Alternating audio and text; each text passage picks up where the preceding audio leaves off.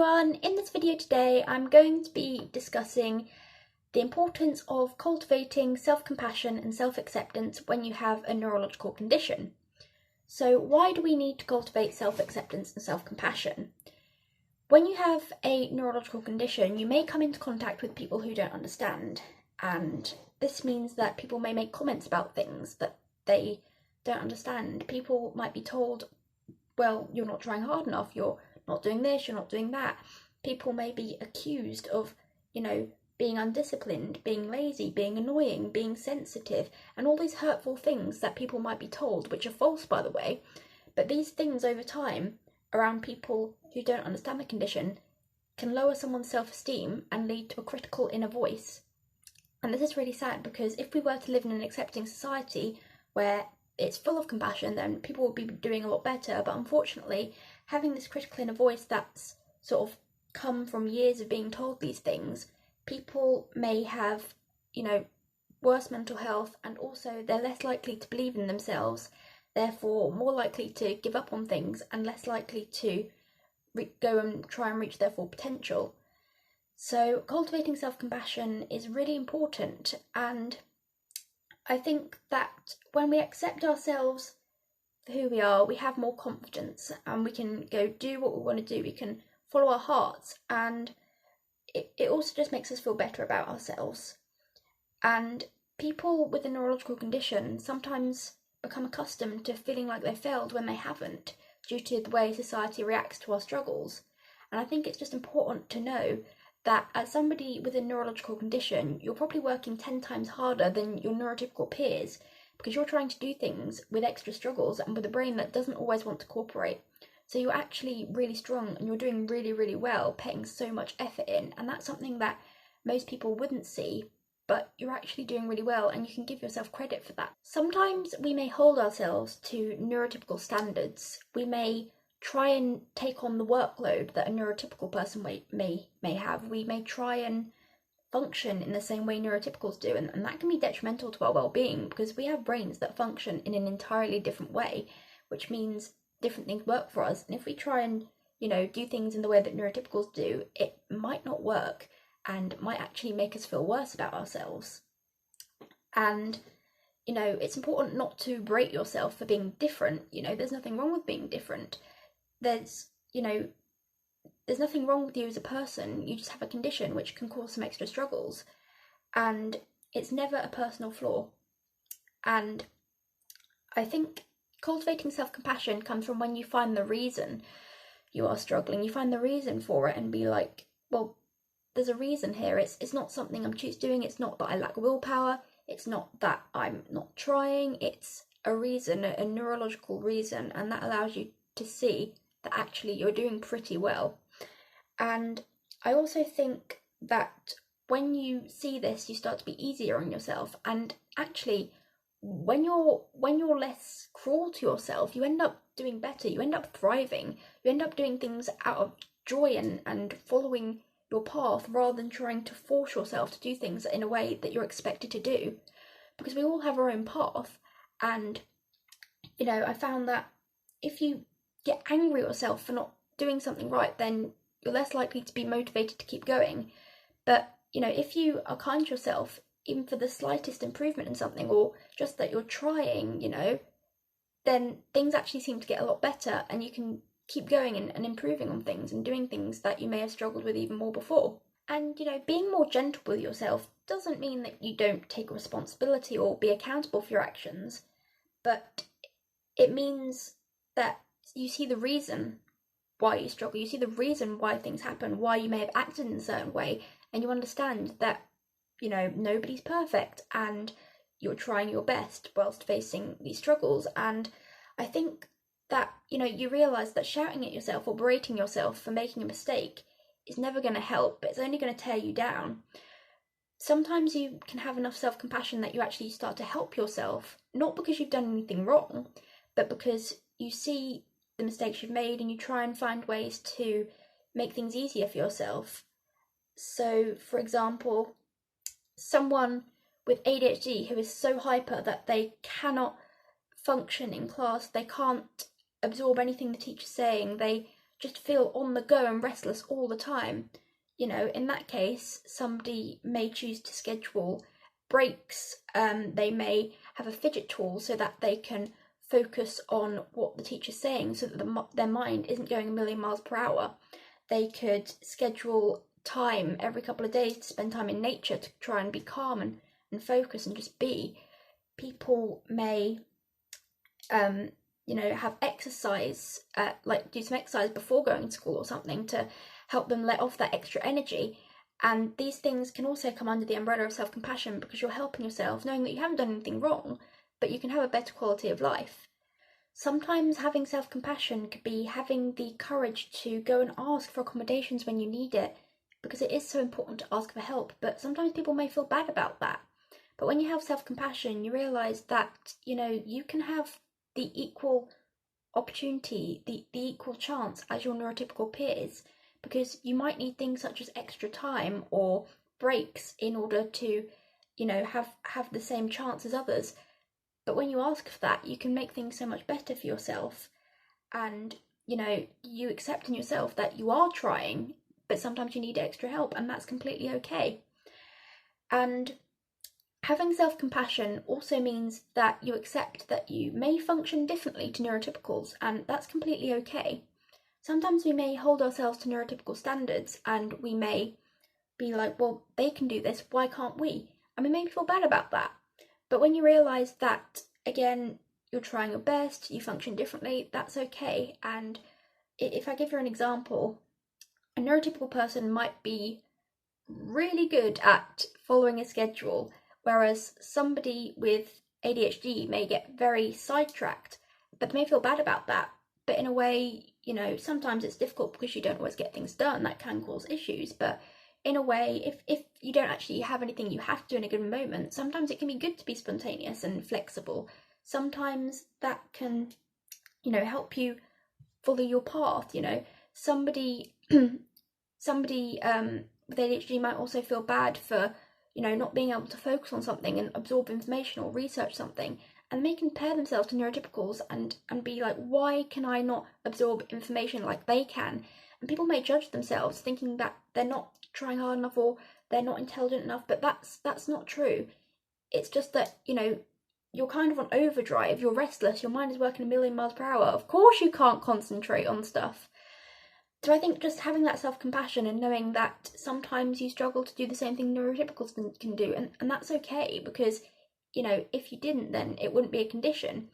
But I think when you learn ways that work for you personally, because sometimes if we try and do things the way that neurotypicals do it, it can actually be quite counterproductive, as our brain is working in an entirely different way. But when we find things that work for us personally, they may be different to what's considered the typical way of doing things, but if it works for us, then that's fine, and we can do things in a way that works for us, knowing that that's completely okay and not judging ourselves for that. Another thing as well is, you know, don't compare yourself to people with the same condition. This is a big thing as well, because sometimes you may even look at somebody with the same condition and be like, well, how can they do this and I can't?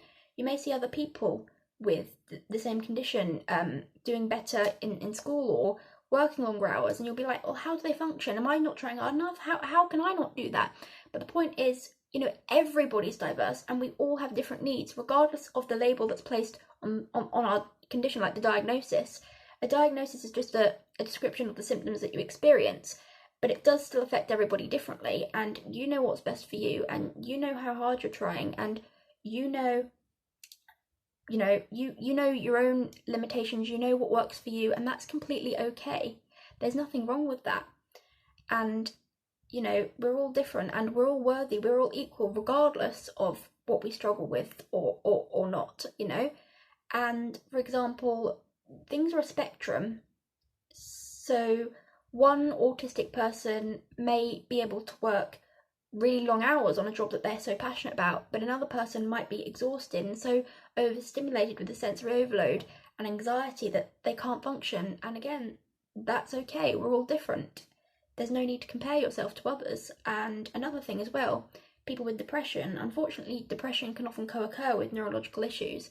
People may see someone else with depression in university and doing really well, whereas they can't even get out of bed. But you know, you know, you're still equal. That's not something that you have to feel bad about, because you have a condition, and for that other person, you know, you don't know their situation. They may have had years of treatment and therapy to get to the point where they're at. They may be affected in an entirely different way to you and stuff. So sometimes just getting out of bed can be something worth celebrating for you.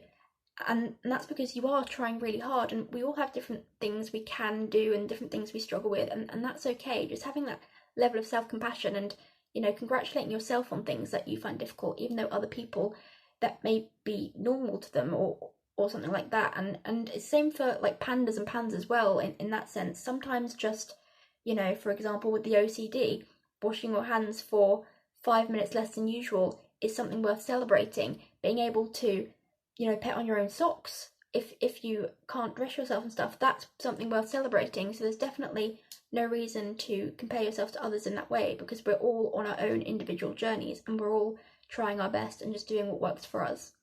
Due to being treated negatively for things we can't control, we can sometimes feel bad about ourselves for having a condition, and this is really upsetting because nobody should feel bad for something that's out of their control.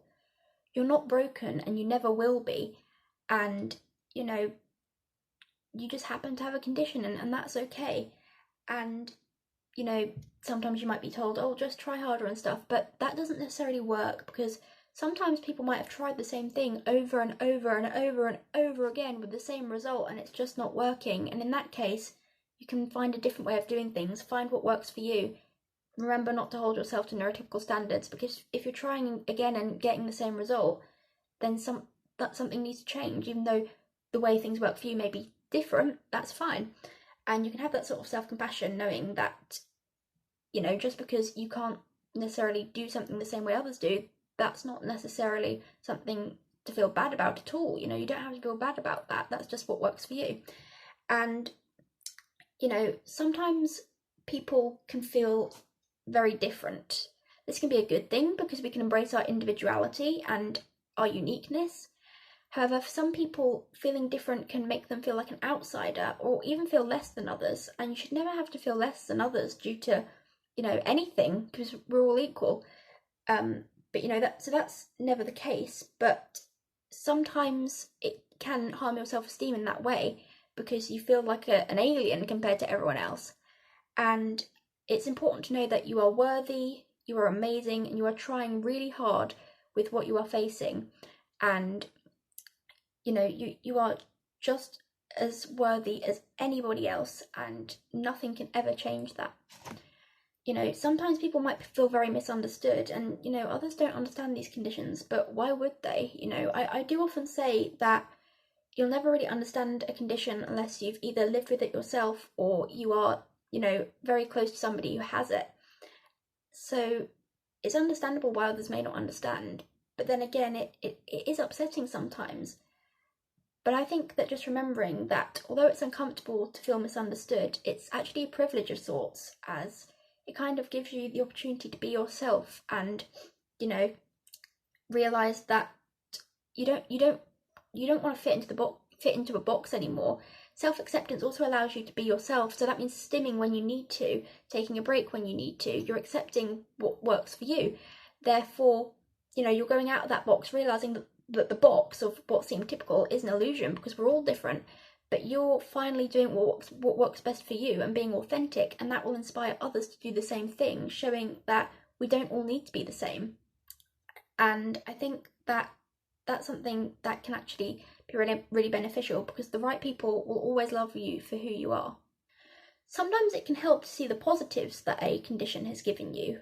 And, you know, this can be seeing that, you know, ADHD can be associated with spontaneity and creativity and flexibility. And it can also give you empathy and compassion from the struggles you have faced. It allows you to be energetic and curious. And sometimes the interest-based nervous system allows you to go forth with your passions and make a difference. Autism as well, special interests can have the same effect, can make you follow your purpose, and even, you know, for many other things, you know. Also, sometimes a condition may not have positives, and that is the truth. I never intend to glamorize a condition, because living with any condition is difficult, you know. like, for example, autism, it can be difficult because some people can't function, some people can't dress themselves, some people can't go out in public, some people have such high levels of anxiety and co-occurring mental health issues, some people have self-injurious stimming, some people, they struggle in typical mainstream schooling. It can be really difficult.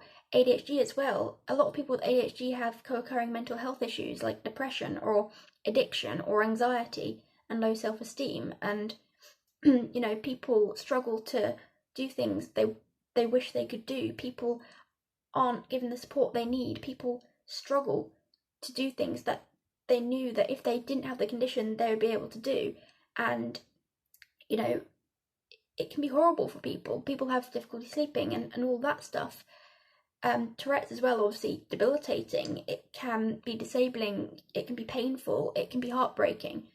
Same with PANDAS and PANS, especially, the psychiatric symptoms that come along with it can be an absolute living hell and a waking nightmare. So I never intend to glorify or glamorize a condition of any sort, or, like that. But I think that sometimes just looking at what your journey has given you can help you develop resilience and know that your experiences are allowing you to grow and allowing you to evolve in your journey. And what I mean by that is, despite it being incredibly difficult at times, sometimes you look back and realize that it's given you strength or allowed you to develop compassion and empathy. It's made you very resilient, it's made you very hardworking and persistent and all of these things. And that can just help people get through bad days, and that can help with self-compassion as well. If you're having a bad day, that's okay. It's making you stronger, and you accept yourself and you accept that you need to rest when you need to as well, and those sorts of things. So, just knowing that, you don't have to beat yourself up for these things, and sometimes just having a positive outlook on some things where possible can allow you to get through things. And of course, if you're in the worst of it, I definitely don't expect you to have a positive outlook. I know when you're in the worst of like living with Tourette's or PANDAS or any condition, unfortunately any glimpse of positivity seems very far away. But sometimes after you look back, after things have improved, you see what you've learned from your journey, and that can really help some people. But this brings me on to the question, how do we develop this level of self-acceptance and self-compassion and being okay with our condition and who we are? I think that it starts off, first of all, how we're treated early on. So if you're a parent and you have a child, just be sure to, understand your child's condition, and don't discipline them for something that's out of their control. For example, with executive dysfunction, that's where people have difficulty planning, organising, prioritising, and sometimes with memory and stuff as well. A child with executive dysfunction may lose things and they may forget to take things to school with them. And in that case, shouting at a child for forgetting something isn't going to really help, because it's a neurological issue and not a choice.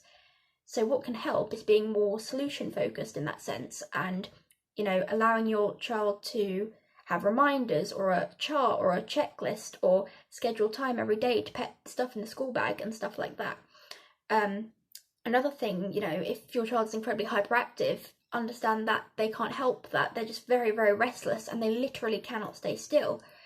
Like those sorts of things, if somebody's having a rage attack, be validating and compassionate, and understand that they can't help it. Still, tidy up afterwards and stuff, but understand that these things are uncontrollable. That can really help as well. And just forgiving your child, allowing them to take responsibility still, not doing everything for them, but just showing your child that it's okay and you know how hard they're trying, and check in with them. Just have that compassion, and don't tell them off don't tell them off for things they can't control, and just love them unconditionally and focus on their strengths, compliment them, tell them when they do something well, and focus on their effort that they're putting in. And if there are difficulties, then find a way around them, find things that work for your child specifically, because then they grow up to be their own advocate and ask for help when they need it, and know that their struggles, although they may find certain things difficult, there are ways around that to do things in a way that works for them, such as if they struggle with handwriting, like instead of telling someone to be neater or practice their presentation, it doesn't always work like that. There's a reason, so somebody could use a laptop instead and stuff like that. So finding a way around things. And for yourself, I would say, meet others in the community so that, this isn't your fault and that there are others facing the same thing, and that there are people in the community who are intelligent, strong, who have got through the worst things. There are people who have, been through so much and come out so kind and stuff. There are people, not letting their condition stop them. That can be, really empowering. And I think as well as this, changing your inner voice. Sometimes people have a critical inner voice, and don't judge yourself for that, because it's the inner critic, but you can ignore that inner critic and then change your perspective on things so that you're sort of complimenting yourself for your effort and not beating yourself up for everything. That can sometimes help as well. Treat yourself as if you would treat a young child who's trying their best in that sense. That's easier said than done sometimes, of course, because sometimes you feel like you're getting away with something, but knowing that that there's a reason why you do certain things, so you're allowed to be met with that type of compassion from yourself.